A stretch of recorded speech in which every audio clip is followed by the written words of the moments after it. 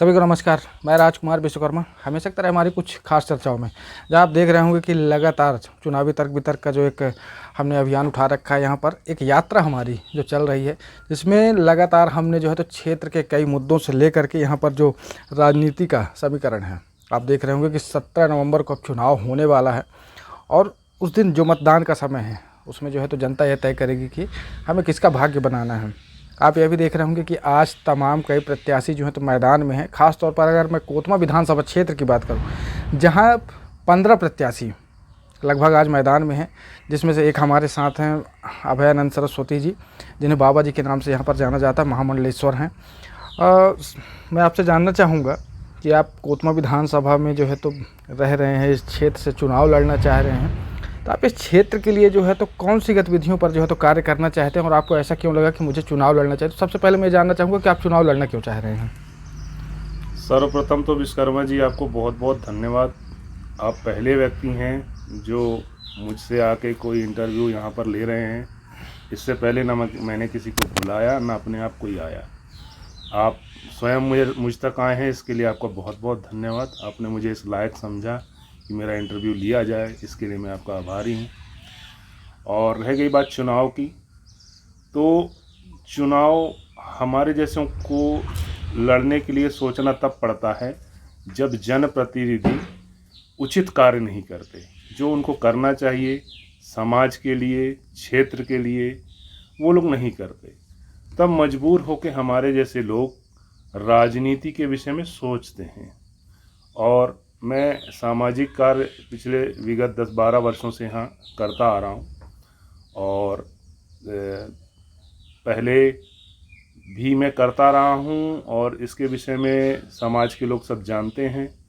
राजनीति में आकर मैं क्या करना चाहता हूँ, राजनीति में आकर मैं यहाँ जो स्थितियाँ पैदा हो गई हैं उनको परिवर्तित करना चाहता हूँ। समाज में आपको भी, यदि आप इस क्षेत्र में के विषय में जानते हैं तो आपको भी पता होगा कि समाज में नशे के नाम की एक कुरीति है जो इतना फैल गई है, जो बच्चों तक पहुंच गई है।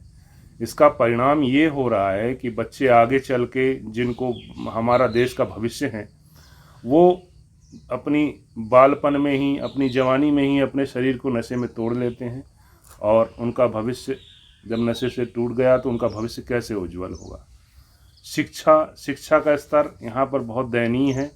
विद्यालयों की स्थिति बहुत दयनीय है। बगल में भाद गांव है, वहाँ प्राइमरी स्कूल है, वो ऐसा जर्जर हो रखा है कि वो कब गिर जाएगा पता नहीं। उसके नीचे बच्चे बैठ के पढ़ रहे हैं एक विद्यालय में। और शिक्षकों की ऐसी स्थिति कर दी गई है कि उनको, मुझे लगता है कि जो सामान्य मजदूर होता है उससे भी दयनीय स्थिति कर दी गई है। सामान्य मजदूर को कम से कम इतना तो पता होता है कि मुझे दिन भर में क्या करना है।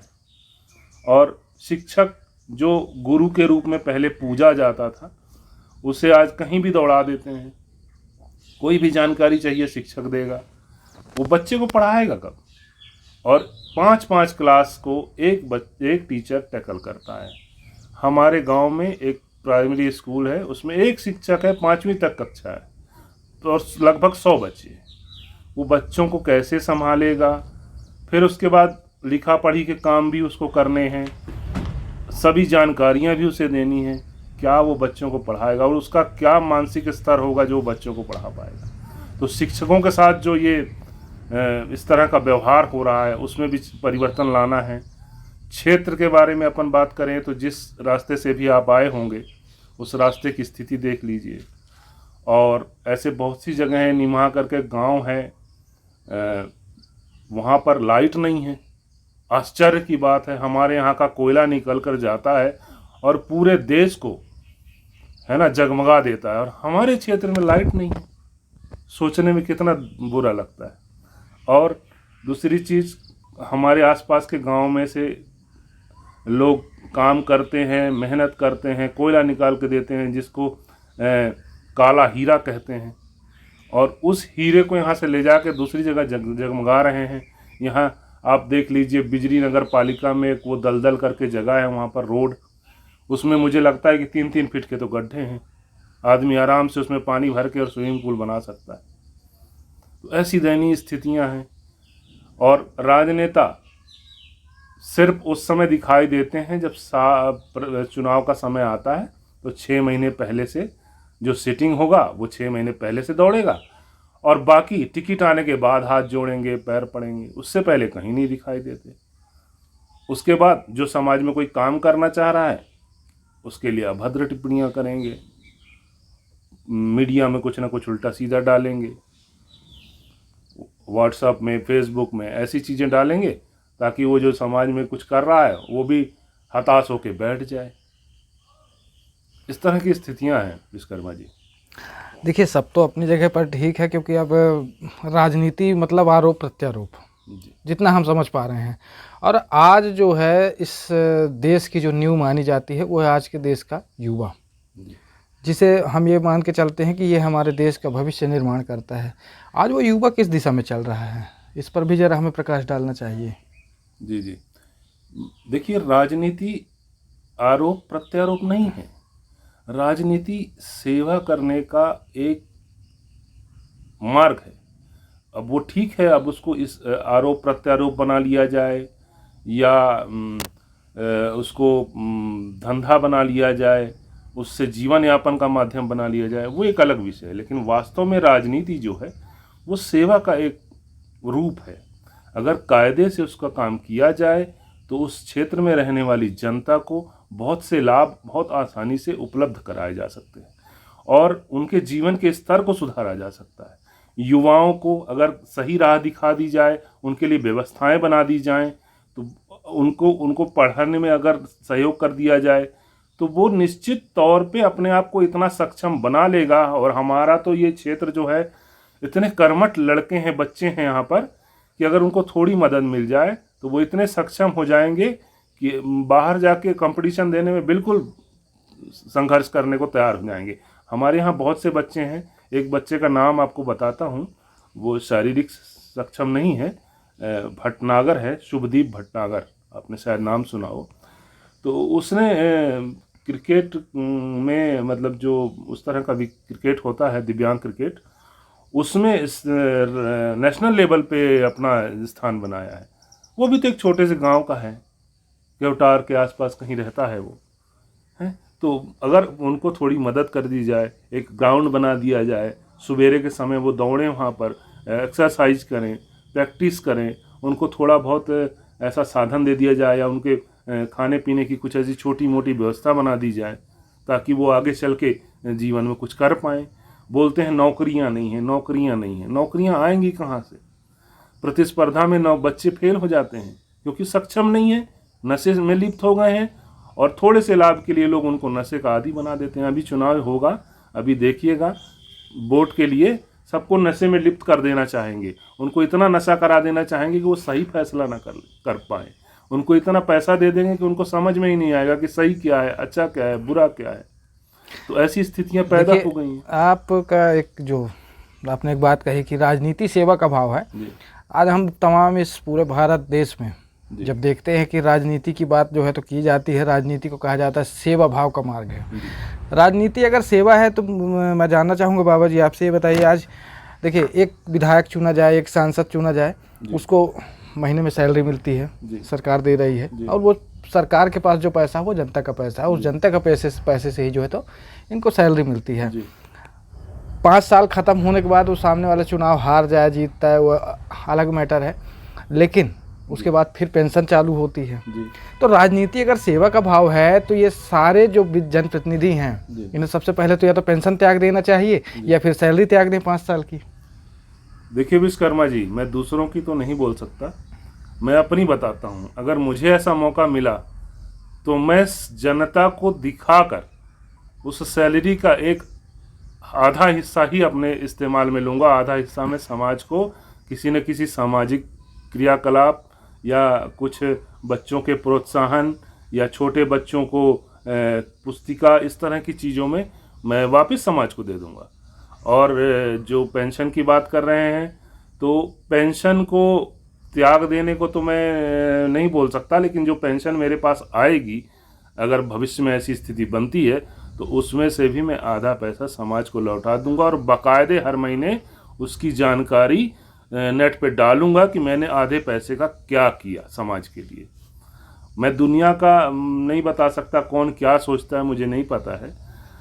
मेरा एक मतलब ये जगह आप तो देख ही रहे हैं, मेरा कोई बहुत बड़ा परिवार नहीं है, मेरे कोई 7 8 10 भाई नहीं है, ना मुझे बहुत बड़ा बंगला बनाना है, मुझे कोई आवश्यकता नहीं है। मेरी आवश्यकता सिर्फ ये कपड़े हैं। तो ये हमारा मठ मंदिर ये लाल पहनने को ही अलाउ करता है, तो हम इसको पहने रहते हैं। 2 जोड़ी है, एक उतारता हूँ एक पहन लेता हूँ। और खाने की बात, तो खाने की मुझे कहीं कमी नहीं, जहाँ जाता हूँ बहुत प्रेम मिलता है और बाकायदा लोग सम्मान देते हैं। मेरे पास एक छोटी सी गाड़ी है, एक स्कूटी है ओला की, वो इलेक्ट्रिक से चलती है, वो भी मैंने कर्जा लेके खरीदी है। और उसको मैं इसीलिए लिया हूँ कि उसमें मेरे को तेल नहीं लगाना, उसमें मेरा खर्चा बचता है, जो मैं समाज में कुछ कर सकता हूँ उस पैसे को बचा करके। तो मेरा उद्देश्य ही नहीं है कि मुझे पेमेंट मिले, कि मैं पेंशन मिले या क्या हो, मुझे उससे कोई बहुत ताल्लुक़ नहीं है। मैं पहले भी जीवन यापन कर रहा था और समाज का काम कर रहा था, आज भी कर रहा हूँ। और 17 तारीख के वोट डलने के बाद अगले 2 दिन बाद फिर आप मुझे ग्राउंड में देख सकते हैं काम करते हुए। और कुछ कहना चाहेंगे क्षेत्र के लिए? मैं क्षेत्र के लिए सिर्फ इतना कहना चाहूँगा, माताओं बहनों से, बुजुर्गों से, युवाओं से हाथ जोड़ के मेरा निवेदन है कि नशे से दूर रहें। ये आपके लिए किसी भी दृष्टिकोण से अच्छा नहीं है। लोग आपको नशे में डाल करके आपका लाभ उठाना चाहते हैं, आपके शरीर को कमज़ोर करना चाहते हैं, ताकि आप दुर्बल रहें, आप कुछ कर ना पाएँ, कमा ना पाएँ और इन लोगों के आश्रित रहें। इसलिए ये लोग आपको कुछ पैसे दे करके, आपको कुछ लालच दे करके अभी बहका देंगे, फिर 4 साढ़े 4 साल तक कोई दिखाई नहीं देगा और उसके बाद फिर आएंगे, फिर आप उसी लालच में रहोगे कि फिर बोतल मिलेगी और फिर पैसे मिलेंगे। तो उस लालच से निकलिए, अच्छा निर्णय लीजिए। मैं नहीं कहता कि मुझे ही, लेकिन किसी ऐसे व्यक्ति को चुनिए जो आपके लिए सोचता हो या आपके लिए कर रहा हो या आपके लिए करने की क्षमता रखता हो। मुझसे बहुत से लोग पूछते हैं कि आप सक्षम नहीं हैं, आपको दिखता नहीं, आप कैसे करेंगे ये काम। तो बहुत से बच्चे हैं जो मुझे बहुत प्रेम करते हैं और वो लोग कोशिश करते हैं कि मैं आगे रहूं, और मेरे खुद के बच्चे होते तो भी शायद मुझे इतना प्रेम न करते। तो बच्चों से यही अनुरोध है कि वो मतलब अपने जीवन को बर्बाद न करें, नशे में ना फंसें और ऐसे तथाकथित नेताओं के चक्कर में ना पड़ें जो आपको लालच दें, आपको नशे में फंसाएं और आपके क्षेत्र का, आपके हिस्से का पैसा और आपका हिस्से का विकास खुद खा जाएं। मेरा बस इतना ही निवेदन है। मैं जीतूंगा हारूंगा कोई फर्क नहीं पड़ता। मैं कल भी समाज का काम कर रहा था, आज भी कर रहा हूं और आगे भी अनवरत करता रहूंगा। मुझे कोई फर्क नहीं पड़ता इस चुनाव से। चलिए, बहुत बहुत धन्यवाद अभयानंद सरस्वती जी। बाबा मंडलेश्वर के नाम से आप जाने जाते हैं। बहुत अच्छी चीज़ है कि आप कम से कम समाज सेवा का काम करते हैं और विचारधाराएं भी आपकी अच्छी हैं।